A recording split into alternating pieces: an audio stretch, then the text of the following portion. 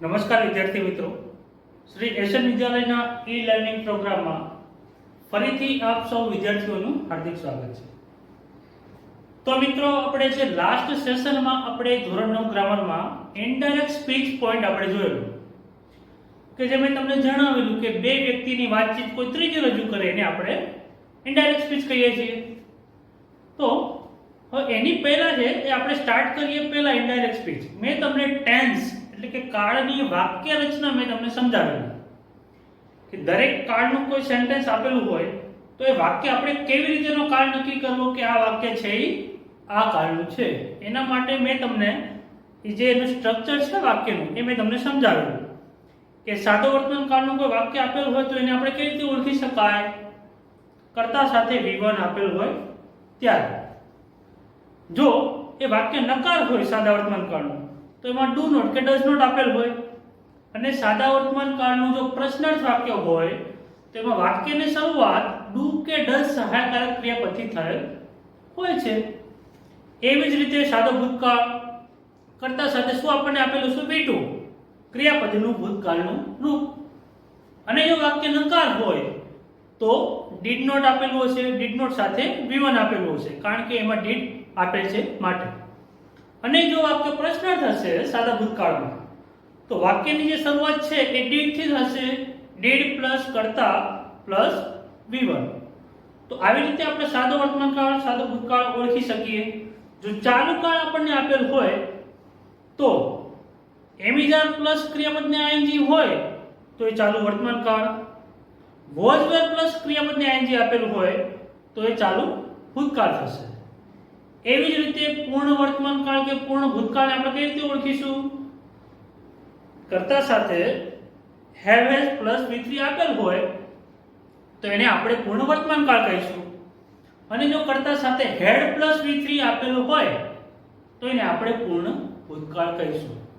તો ટૂંકમાં એ જે વાક્ય રચના છે એ તમારે ફક્ત વાક્ય ઓળખવા માટે તમને ઉપયોગી થશે કે આવી રીતે છે આ કાળનું વાક્ય છે તમે ઓળખી શકશો। પછી ઇનડાયરેક્ટના જે નિયમો હું તમને શીખવીશ કે સાદા વર્તમાન કાળનો સાદો ભૂતકાળ, તો એ વખતે છે એ વાક્યને તમે ચેન્જ કરવામાં તમને ઉપયોગી થશે કે ચલો તમે ઓળખી લીધું કે સાદા વર્તમાન કાળનું છે એને સાદા ભૂતકાળમાં ફેરવવું છે તો સાદા ભૂતકાળની હકાર આપેલું હોય વાક્ય તો વાક્ય રચના શું થાય? કર્તા V2 તો V1 નું V2 કરવાનું। તો આવી રીતે છે વાક્ય રચના ખૂબ જ અગત્યની છે મિત્રો, જે મેં તમને ટેન્સની સમજાવી દે તો એક તમે ચોક્કસ તૈયાર કરેલ જ હશે।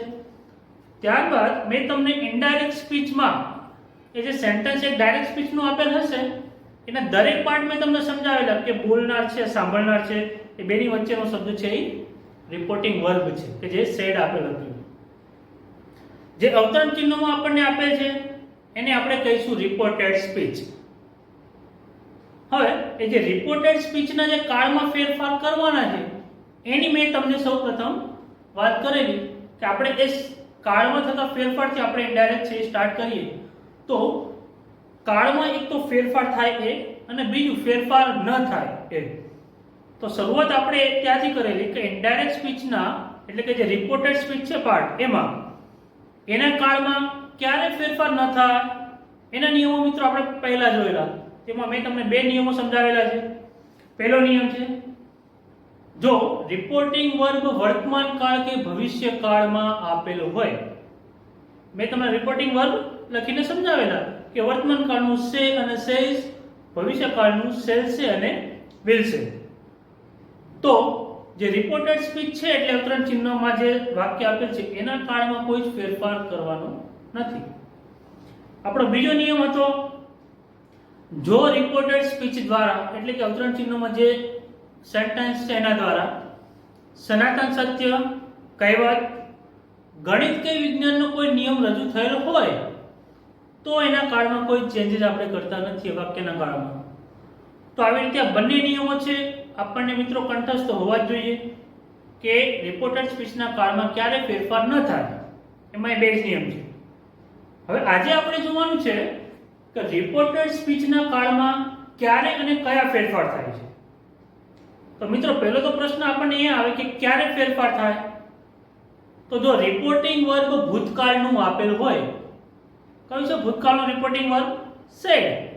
તો તો રિપોર્ટિંગ વર્બ જો ભૂતકાળનું આપેલ હોય તો રિપોર્ટેડ સ્પીચના કાળમાં આપણે નિયમ પ્રમાણે ફેરફાર કરીએ છીએ.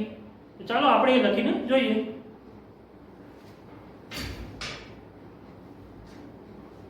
છેલ્લા લેક્ચરમાં જ્યાં તમે સ્ટોપ કર્યું હતું, જે આપણે બે નિયમો સમજ્યા કે રિપોર્ટેડ સ્પીચના કાળમાં ક્યારે ફેરફાર ન થાય, એ જ્યાં તમે પૂરું કર્યું છે એના પછી જ આપણે કન્ટિન્યુ આગળ કરવાનું છે.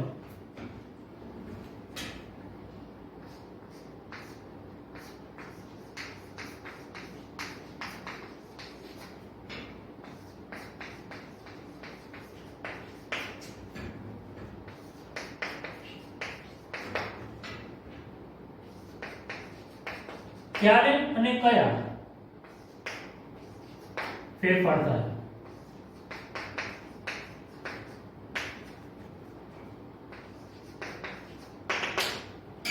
તો રિપોર્ટેડ સ્પીચના કાળમાં ક્યારે અને કયા ફેરફાર થાય? તો જો રિપોર્ટિંગ વર્બ ભૂતકાળનું આપેલું હોય.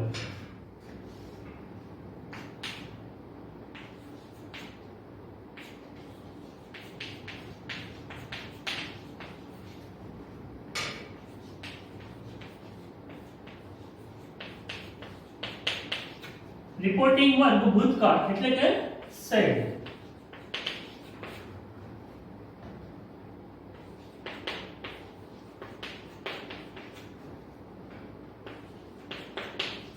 ત્યારે રિપોર્ટેડ સ્પીચના કાળમાં હવે આપણે એને શોર્ટમાં જ લખીશું. રિપોર્ટેડ માટે આરઈ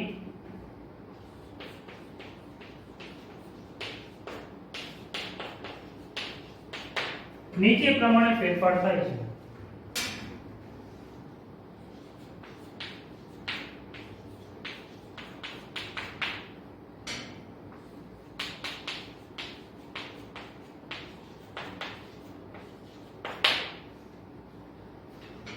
તો રિપોર્ટિંગ વર્બ ભૂતકાળનું એટલે કે સેડ આપેલ હોય તો રિપોર્ટેડ સ્પીચના કાળમાં આપણે આ પ્રમાણે ફેરફાર કરીએ. એનો જે પહેલો જ નિયમ છે તે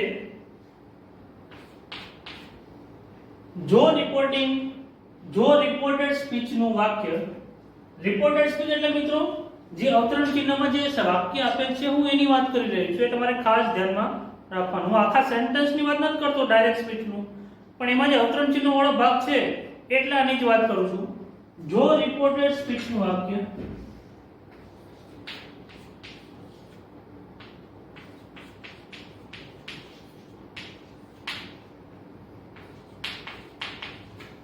સાદા વર્તમાન કાળમાં આપેલ હોય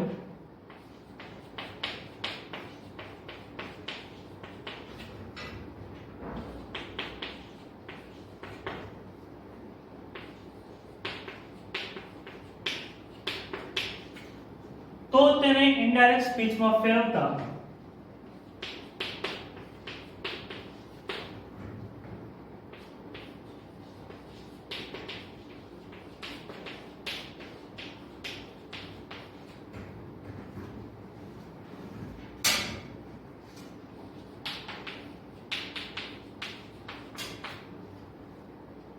સાદો ભૂતકાળ થઈ જાય છે.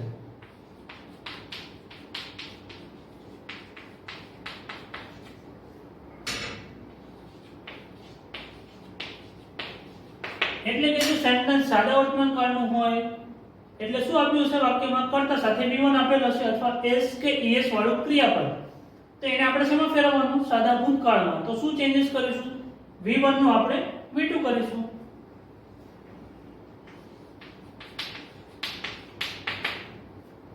સાદા વર્તમાન કાળમાંથી સાદા ભૂતકાળમાં ચેન્જ થાય. તો જે આપણને V1 આપેલું હોય અથવા s કે es વાળું ક્રિયાપદ,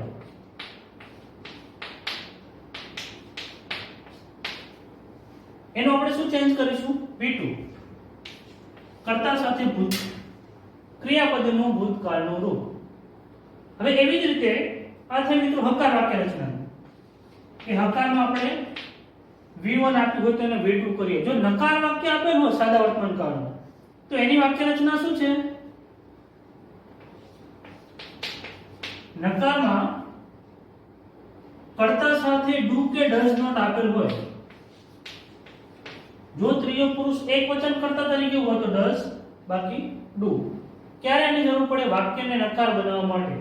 તો ડુ કે ડઝ પછી નોટ આપેલ હોય એટલે કે નકાર હોય તો એને આપણે ઇનડાયરેક્ટ માં ફેરવીએ તો શું થઈ જાય? Did not. V1 તો બંનેમાં કોમન જ છે. ડુ નોટ V1 આવશે, ડઝ નોટ V1. એનો આપણે કરવાનું છે ડીડ નોટ V1. અને જો મિત્રો વાક્ય પ્રશ્નાર્થ હોય તો પ્રશ્નાર્થ વાક્ય રચનામાં આપણે ડુ કે ડઝ જે સહાયકારક ક્રિયાપદ છે ક્યાં આવશે? વાક્યની શરૂઆતમાં. તો આવું ડુ કે ડઝ થી આપણને પ્રશ્ન પૂછાયો હોય તો આપણને આઈડિયા આવે કે આ વાક્ય છે એ સાદા વર્તમાન કાળનું પ્રશ્નાર્થનું વાક્ય છે. ડુ કે ડઝ પ્લસ કર્તા. હવે જો મિત્રો ખાસ જ્યારે આપણે ડાયરેક્ટ સ્પીચના કોઈ સેન્ટેન્સને ઇનડાયરેક્ટમાં ફેરવતા હોઈએ અને જો એ ડાયરેક્ટ સ્પીચનું વાક્ય પ્રશ્નાર્થ આપેલ હોય તો ઇનડાયરેક્ટમાં એ પ્રશ્નાર્થ વાક્યનું વિધાન વાક્ય થઈ જાય છે. એ નિયમ છે મિત્રો. તો આપણે શું કરવાનું છે? પ્રશ્નાર્થ વાક્યનું વિધાન વાક્ય બની જાય.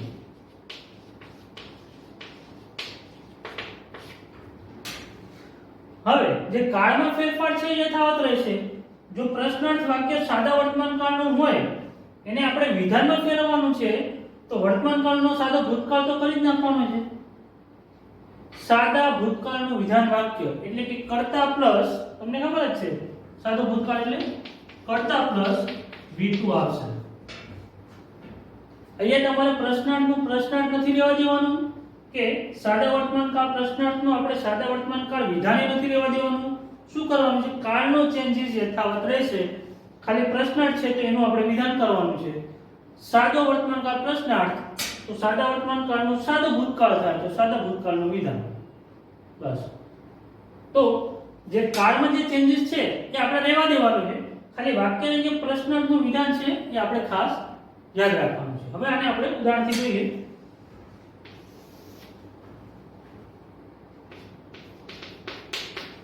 ધારો કે એવું કોઈ આપણને સેન્ટેન્સ આપ્યું છે સાદા વર્તમાન કાળનું.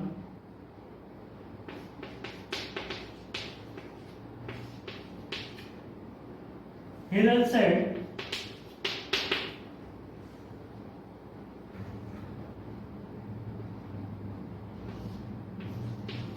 she plays chess.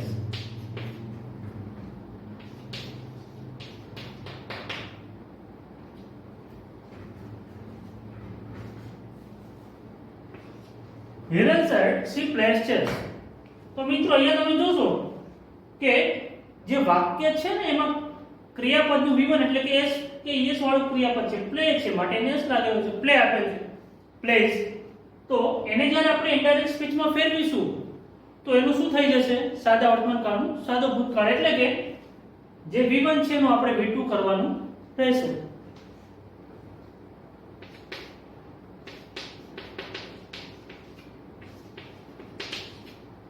Helen said that she played chess.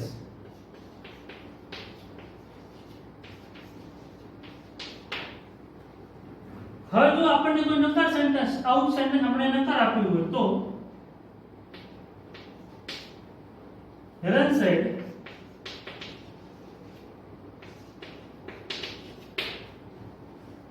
she does not play chess. આપણને એવું કોઈ સેન્ટેન્સ આપેલ છે she does not play chess. તો એ does not આપણને આપેલું છે એટલે આપણને ખબર પડી જાય કે આ સાદા વર્તમાન કાળનું નકાર છે. અહીંયા V1 કે SKS વાળું આપેલું તો આપણને ખબર પડી જાય કે આ સાદા વર્તમાન કાળનું હકાર વાક્ય. તો મિત્રો અહીંયા આપણે ખાલી શું ચેન્જીસ કરવાનું છે? ડુ નોટ કે ડઝ નોટ આપ્યું હોય તો એનું ખાલી ડીડ નોટ આપણે કરવાનું છે. તો Helen said that she did not play chess.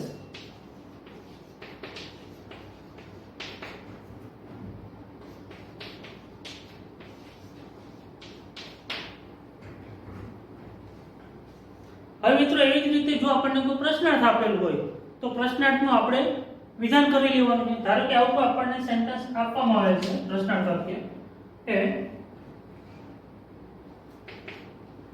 આ સેન્ટેન્સ છે ડઝ સી પ્લે ચેસ, આવું આપણને કોઈ સેન્ટેન્સ આપેલ છે.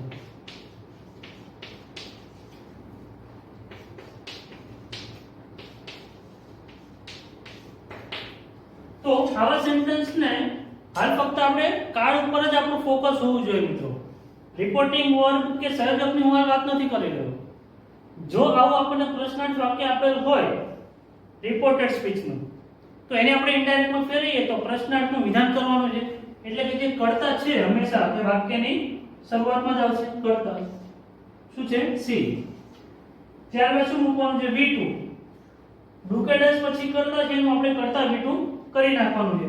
તો કર્તા સી છે, ડુકેડસ છે તો નીકળી જશે, પ્રશ્નાર્થનું વિધાન કરીશું એટલે પ્લે છે તો એનું થઈ જશે play chess. C played chess. તો આવી રીતે હકાર નકાર અને પ્રશ્નાર્થ વાક્યને મિત્રો આપણે ઇનડાયરેક્ટમાં ફેરવી શકીએ છીએ. એમાં સાદા વર્તમાન કાળમાંથી સાદા ભૂતકાળમાં. તો મિત્રો આપણો પહેલો નિયમ હતો. તમે આને નોટમાં લખી લો અને વ્યવસ્થિત એને યાદ રાખવા પ્રયત્ન કરો.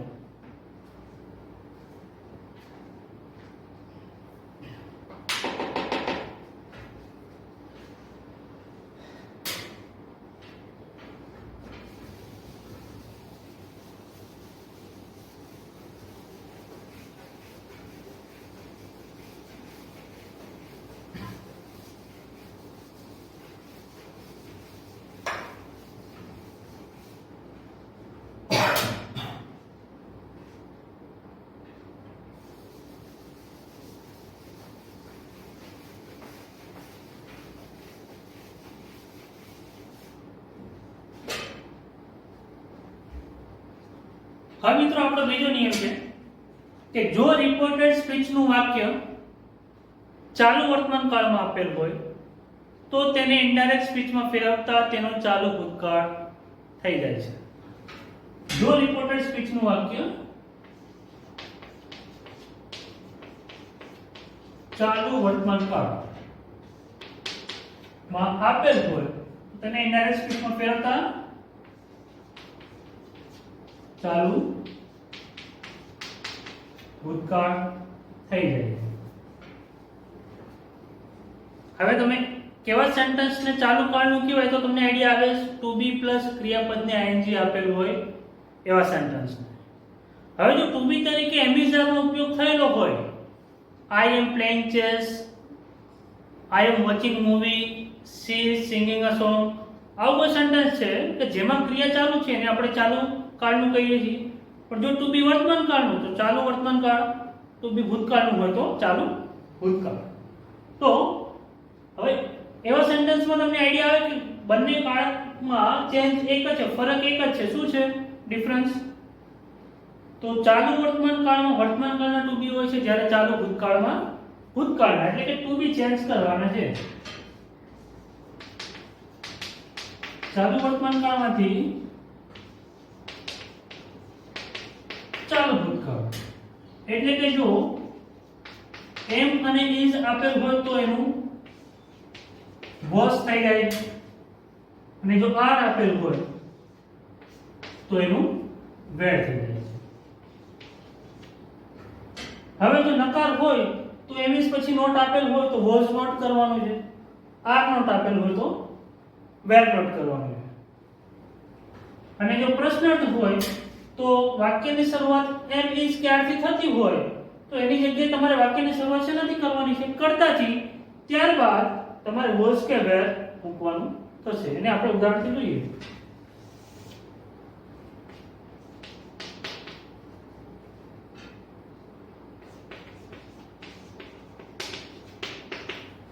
He said, Mr. Shah is teaching English.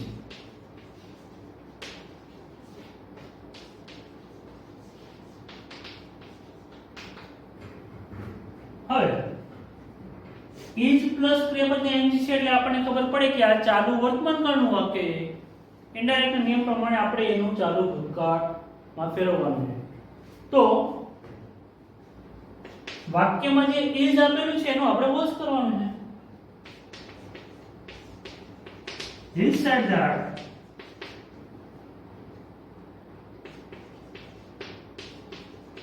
Mr. Shah, હવે જે is આપ્યું છે is નું આપણે કરીશું was. Mr. Shah was teaching English.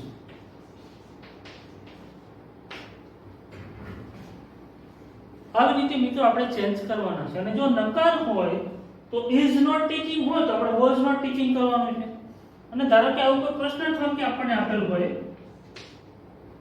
કે is Mr. Shah teaching English,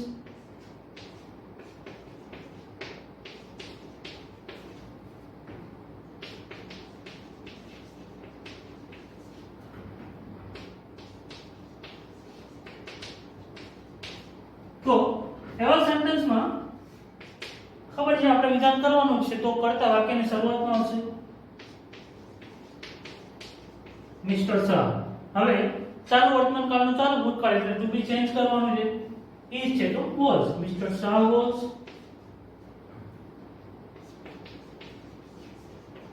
teaching English. તો મિત્રો આવી રીતે આપણે ચાલુ વર્તમાન કાળનું ચાલુ ભૂતકાળ કરી શકીએ. તો આ જે બે નિયમો છે મિત્રો એ પહેલા તમારે એકદમ વ્યવસ્થિત તૈયાર કરી નાખવાના છે. કે રિપોર્ટેડ સ્પીચના કાળમાં થતા ફેરફાર તો ક્યારે થાય? રિપોર્ટિંગ વર્ગ ભૂતકાળનું એટલે કે સેડ આપેલ હોય ત્યારે. કયા ફેરફાર થાય તો એને આપણે બે નિયમો જોયા છે. પહેલો નિયમ છે જો રિપોર્ટેડ સ્પીચનું વાક્ય સાદા ભૂતકાળમાં આપેલું હોય તો તેને ઇનડાયરેક્ટ સ્પીચમાં ફેરવતા તેનો સાદો ભૂતકાળ થઈ જાય. તો સાદા વર્તમાન કાળમાં શું આપેલું હોય? V1 આપેલું હોય અને આપણે V2 કરીએ. જો વાક્ય નકાર હોય તો ડુ કે ડઝ નોટ આપેલ હશે સાદા વર્તમાન કાળમાં, એનું આપણે ડીડ નોટ કરવાનું છે. અને જો ડુ કે ડઝ થી પ્રશ્ન પૂછાયો હોય તો એનું આપણે વિધાન વાક્ય કરીને કર્તા સાથે V2 મૂકવાનું થાય છે. આ પહેલો ચેન્જ હતો. બીજો ચેન્જ હતો ચાલુ જે ચાલુ વર્તમાન કાળ છે એનું આપણે શું ફેરવવાનું? ચાલુ ભૂતકાળ એટલે કે ટુ બી ચેન્જ કરવાના છે. એમ કે is આપેલ હોય તો was કરવાનું છે અને આર આપેલ હોય તો એનું વેર કરવાનું છે. જો નકાર હોય તો ટુ બી પછી જે નોટ છે એને એમને એમ રહેવા દેવાનું છે, ખાલી ટુ બી ચેન્જ કરવાના છે. પ્રશ્નાર્થ વાક્ય આપેલ હોય તો પ્રશ્નાર્થમાં આપણે શેમાં વિધાનમાં ચેન્જ કરવાનું છે અને જે ટુ બી ચેન્જ કરતા હતા એ નિયમ પ્રમાણે આપણે ચેન્જ કરવાના છે. તો મિત્રો આજે આપણે જે આ બે નિયમ શીખીએ છીએ એ તમે એકદમ વ્યવસ્થિત તૈયાર કરી લો કે જેથી આપણે જેમ નેક્સ્ટ લેક્ચરમાં આગળ ચાલીએ તો રિપોર્ટેડ સ્પીચના કાળમાં ક્યારે ફેરફાર ન થાય એના બે નિયમ અને ક્યારે ફેરફાર થાય એના આ બે નિયમ તમને એકદમ વ્યવસ્થિત યાદ રહેતા હોવા જોઈએ. તો શું કે જેથી તમે જેમ આગળ જશો એમાં નિયમો તમે જો એકવાર એને રિવિઝન કરતા જશો તો એ તમને ભૂલાશે નહીં. ભલે ડેલી તમારી જ્યારે તમે લેક્ચર શરૂ કરો તો હું પણ તમને યાદ કરાવીશ કે વાક્ય રચના ચોક્કસ કે આપણા માઇન્ડમાં હોવી જોઈએ. સાદા વર્તમાન કાળની, સાદા ભૂતકાળની, મેં જે તમને લખાય છે બધી કેવી રીતે હોવી જોઈએ. નિયમો પણ એકવાર આપણે ફરીવાર યાદ કરી લેવા કે જેથી આપણને તાજા થઈ જાય. બસ 4-5 વખત આપણે આવી રીતે એની પ્રેક્ટિસ કરીશું પછી આ આપણને ઓટોમેટિક યાદ રહી જશે.